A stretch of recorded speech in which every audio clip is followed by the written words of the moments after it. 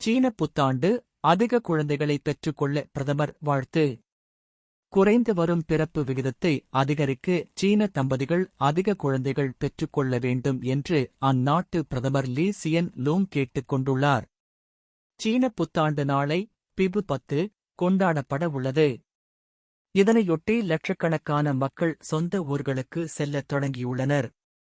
சீன புத்தாண்டை முன்னிட்டு ஒரு வாரத்துக்கு கொண்டாடப்படும் வசந்த கால திருவிழாவின் போது சொந்த ஊர்களில் இருப்பதை சீனர்கள் வாடிக்கையாக கொண்டுள்ளனர்.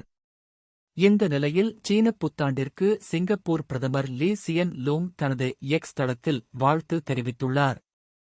அவர் தனது எக்ஸ் பக்கத்தில் இந்த ஆண்டில் மேலும் குழந்தைகளை பெற்றுக் கொள்ளுங்கள் என்று கூறி வாழ்த்து தெரிவித்துள்ளார். திருமணத்திற்கும் மகப்பேற்றுக்கும் அரசாங்கம் தொடர்ந்து ஆதரவளிக்கும் என்றும் கூறியுள்ளார். உலகளவில் குறிப்பாக சிங்கப்பூர் போன்ற வளர்ந்த நாடுகளில் பிறப்பு விகிதம் குறைந்து வருவதை அவர் சுட்டிக்காட்டியுள்ளார். குழந்தை பராமரிப்பு, வேலை, வாழ்க்கை சமநிலை போன்ற அம்சங்களில் பெற்றோருக்கு கூடுதல் ஆதரவு கொடுக்கப்படுகிறது என்றும் அவர் கூறினார். பிள்ளைகளின் ஆரம்பகால வளர்ச்சியில் பெற்றோர் அதிக ஈடுபாடு காட்டுவதை அத்தகைய ஆதரவு உறுதி செய்கிறது. ஆற்றல், வலிமை, அதிர்ஷ்டம் போன்றவற்றை எதிர்வரும் ஆண்டு குறிக்கிறது.